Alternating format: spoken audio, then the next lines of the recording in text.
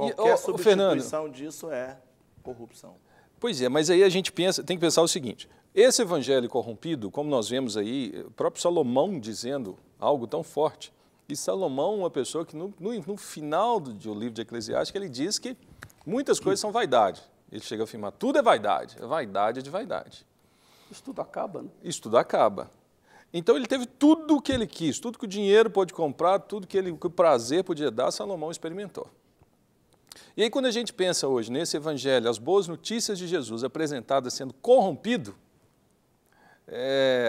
em toda corrupção há sempre um sacrifício a ser oferecido. Porque senão não tem como, alguém tem que morrer para que isso dê prosseguimento. Essa corrupção leva, de repente, essas pessoas mais ignorantes, sem o conhecimento, a perderem talvez a sua própria fé, a sua vida, aquilo que elas têm de mais precioso, para manter um status de alguns corruptos. Esse é o ponto. Eu sei que aí nós vamos entrar numa situação que nós vamos receber mais e-mail. O interessante é que tudo isso começa onde? No coração. A grande realidade é a fonte e quem recebe. A pessoa que tem um coração puro, não importa onde ela estiver. Olha, eu sei de gente que teve encontro com Jesus sozinha. A gente ouve essas histórias. Pessoa que pegou a Bíblia, leu a Bíblia e entregou a vida para Jesus. A graça de Jesus é maravilhosa. O que falta é uma experiência com o verdadeiro cristianismo. As pessoas, hoje em dia, elas estão tão acostumadas com esses padrões distorcidos que elas não entendem o que é a graça, o que é Cristo, porque também isso não é muito mais pregado com frequência nos púlpitos. E às vezes não é interesse delas, o interesse dela é só buscar aquela graça, resolveu, para que o não vou ler a negócio do Bíblia? imediatismo, eu quero receber agora. Esses dias eu vi uma história tão interessante, que uma pessoa comprou uma casa e nessa casa tinha um cofre. E passou... Eu vi isso. Passou 16 anos. Mais de 20 anos. E aí, nunca abriu o cofre. Aí resolveu abrir o cofre. E aí, na hora que abriu o cofre, descobriu que lá dentro tinha... Pedras preciosas. Isso não é história não, tá, gente? Isso é verídico. Tinha pedras preciosas. E aí, o que essa pessoa fez? Procurou o dono anterior. Ele já tinha falecido. Então, procurou, se não me engano, a filha dele. E entregou as pedras. E aí, se você conta essa história para muito cristão, eles vão falar assim, não, mas que trouxa, que bobo, meu Deus. Já passou tanto tempo, a pessoa nem deu conta, deu falta. E, na verdade, é aquela ideia de que isso não é meu. Então, eu preciso entregar para quem é dono. Essa cultura do jeitinho brasileiro, que parece estar impregnada no nosso DNA, e que a gente vai achando normal, nós vamos achando normal. A pessoa deu um troco a mais para você não devolve. É lucro. A pessoa esquece uma carteira, você não devolve.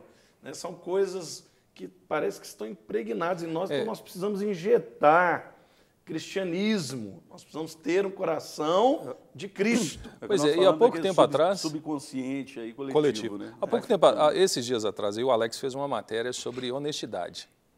E é interessante a gente conversando, ele disse assim, Charles, as 3 pessoas que eu fiz uma entrevista sobre honestidade, uma achou uma mala de dinheiro e devolveu, a outra foi no caixa eletrônico e o caixa começou, é o sonho de todo mundo, né? Foi tirar começou a R$2 cuspir dinheiro. E o caixa deu 5.700 para ele. E aí ele pegou aquilo e devolveu. E a outra eu não lembro o caso. Todas elas estão assim, ruins. O outro é o numa menino situação, da nota na escola. numa situação financeira ruim.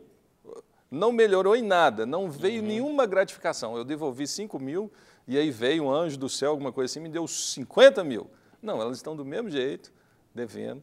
E aí a gente percebe o seguinte, esse coração está isento, não que ele está isento, mas parece que ele está selado contra a corrupção. E onde é que ele juntou o tesouro? No céu. É isso que é importante. Lendo um autor há pouco tempo atrás, ele fala o seguinte, 3 poderes da vida corrompem uma pessoa. É o sexo, é o poder e é o dinheiro. Então, a corrupção ela sempre vai estar ligada a alguma dessas áreas. Tem que ter algum interesse, né? Tem que ter um interesse. O desejo. E onde tem o interesse, e aí é interessante a pessoa analisar, será que eu sou corrupto? Não sei, quem mede isso é a própria pessoa. Como diz o Gustavo, não tem receita, né? Não, tem Não receita. tem prática. Receita Mas é o são seguinte, limites. Mas ela... você ouve frase muitas vezes que deixa a pulga atrás da orelha de qualquer um. Todo homem tem um preço. Pois é, e tem. Não pode. Não, não. Inegociável. Preço do sangue de Isso é Jesus. mito. Nem sempre, nem sempre. é O preço mito. do homem é o sangue de Jesus. Todo homem Esse tem é o seu mito. preço. Mas é o seguinte, a partir do momento que ele usa uma dessas bem três pagando. áreas, ele está sacrificando alguém. Se ele é corrupto pelo sexo, ele vai sempre usar isso como subterfúgio para ter prazer e ele usa aquilo como mercadoria, como objeto. Ele está matando alguém. O poder e o dinheiro, mesma coisa. E aí é uma pergunta, eu sei que é difícil, mas identificar isso a partir do próprio coração, será que tem pessoas que hoje estão insensíveis e acham que são santas? Esse fato, igual eu falei para você, assim, todo homem tem seu preço. A gente acha que isso é valor financeiro. A própria Bíblia nos ensina que todo mundo é pecador. E se você passar um dia pensando assim, graças a Deus, hoje eu não pequei, Já pecou. a gente pode levantar a mão para o céu e falar assim, meu Deus, misericórdia. Não é verdade? Ou seja, você não pode ficar orgulhoso. preço- Você ficou orgulhoso disso, você já pecou. o Ainda que você possa preço viver. realmente não é o financeiro, mas muitas vezes nós somos traídos pelos nossos desejos. Às vezes é um prato de lentilha. É uma coisa muito simples. O cara, o telefone A toca em maionese com casa, batata. o telefone toca em casa, você está cansado, não sei o quê, aí você fala assim, ó, fala que eu não estou. Puxa vida, o cara já errou do mesmo jeito. Por coisas pequenas, Jesus fala assim, olha, antes de você tirar, né, o cisco do olho do cara, tira a trave do seu olho. Preservar o coração, manter o coração, é uma luta diária. Inveja. Como é que mantém um coração da inveja? Se de repente, na hora que você está andando num lugar, você vê uma pessoa que acabou de arrumar um bom emprego, o cara está com um carro novo e vem aquela inveja no coração, o que se faz? É naquele momento refrear aquele pensamento e falar, Deus, eu não quero esse pensamento no meu coração. Tem misericórdia da minha Pois vida. é. Você Eu não sabe que quero Paulo fala lá em Gálatas, né? Gálatas 5, 22, ele fala do fruto do Espírito, né? Que é o fruto do Espírito na nossa vida. E ele fala, é um fruto só, vem tudo junto, é como se fosse uma mexerica, né? A gente sempre fala. Os gomos. Os gomos, né? É uma fruta só, mas dividida em várias. E é o Espírito Santo dentro de nós. Que ele vai gerar o quê? Alegria, paz, benignidade, paciência, mansidão, domínio próprio, fidelidade. São todos adjetivos, são todos bênçãos, são todas coisas totalmente contrárias à corrupção que a pessoa manifesta. E não à toa, Paulo também fala em Tessalonicenses, não apagueis o Espírito. Então, ao mesmo tempo que ele fala, ó gente, o fruto do Espírito é esse. E lá na frente ele adverte, olha, não apagueis o Espírito. Ou seja, há uma possibilidade do homem apagar o Espírito. Ele se torna insensível. Ele se torna insensível. É o que a gente fala de estar cauterizado. Ele já não sente mais nada. O homem está corrupto e ele não está sentindo mais isso. Eu falo para você que, e infelizmente, isso entrou para dentro da igreja. Eu vou te dar um exemplo simples. A gente vai chegar, às vezes, na igreja e vai sentar e tem alguém que já botou até uma Bíblia no lugar, marcando um lugar para alguém. E você vai sentar, a pessoa, não pode. Eu falo, não, mas eu cheguei agora, essa outra pessoa não chegou. Você está marcando para ela, isso é injusto. Eu falei, de jeito nenhum. E eu já vi, gente que briga. Imagina, aqui não deve acontecer isso, né? Pois é, acontece. Eu falo assim, aquelas santas pessoas... Isso só tem na Lagoinha, nenhuma igreja mais tem. Aquelas santas pessoas que estão adorando ali, de repente, elas se transformam. Coloca o fruto do Espírito debaixo da cadeira e briga ali por causa de não sei o quê, papapá. E não adianta você falar, irmão, não apagueis o Espírito de jeito. Tilano, eu lembrei de um caso falei, assim. Gente. Não, ainda tem mais. Deixa eu, guarda esse caso. Um monólogo.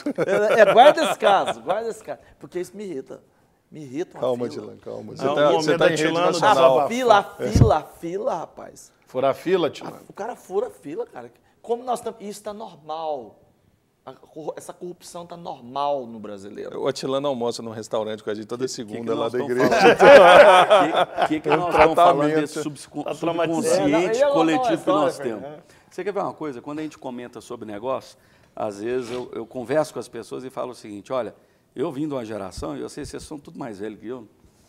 Meu Deus, mas a corrupção. eu tenho certeza que vocês estão nos assistindo, vai lembrar de uma propaganda que existia do cigarro Vila Rica, que era do Gerson. Então o Gerson aparece com um cigarro e diz o seguinte, cigarro Vila Rica, eu gosto de, como é que se diz, levar vantagem em tudo, certo? Essa propaganda acabou com a vida do Gerson. Ele já pediu perdão várias que ficou vezes. Conhecido no Brasil sobre a lei de Gerson. Lei de Gerson. Então as pessoas faziam um negócio e falavam assim, bom, se o cara aproveitar de mim, beleza, eu vou fazer negócio com ele, mas nunca mais faço com ele. A nossa geração veio aprendendo com isso e a gente vem criando uma nova visão. Essa mudança desse subconsciente coletivo de que, olha, o negócio é bom quando é bom para os dois. Se eu fizer uma vez com você, você ficou satisfeito, eu fiquei satisfeito, a próxima vez eu vou te procurar. Exatamente. Isso é uma mudança de mentalidade. É o que você comentou. Agora, a gente que já morou nos Estados Unidos, estou cansado de ver os americanos, assim, ficavam constrangidos. Os caras que mais furam a fila na Disney, 105% é brasileiro.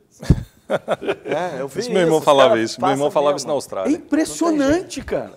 Você conhece o brasileiro, né? Os caras respeitam a fila, os brasileiros atropelam toda a fila. Rapaz, você chega... Alguns anos atrás eu estava lá em Munique e lá o metrô não tem catraca. Então não tem aquela catraca que você tem que passar e botar o bilhete igual é aqui em Belo Horizonte. O controle é feito dentro do vagão esporadicamente por um fiscal. Porque se pressupõe que todo mundo comprou o seu ticket. Então, para não atrasar o ingresso ao vagão, tirou a catraca. Cancela aberta. Então aí entra o fiscal de vez em quando, aí se você não está com o ticket, você tem que descer na primeira estação que parar, E você é colocar o multado, ticket. você tem que pagar um valor de 30 euros na hora e tal. E aí, estamos lá felizes, né, um grupo, e aí entra o fiscal e tinha um dos brasileiros que estava sem ticket, né? Então, quer dizer, é uma coisa da cultura, né? Não tem... Eu sou brasileiro. não tem controle.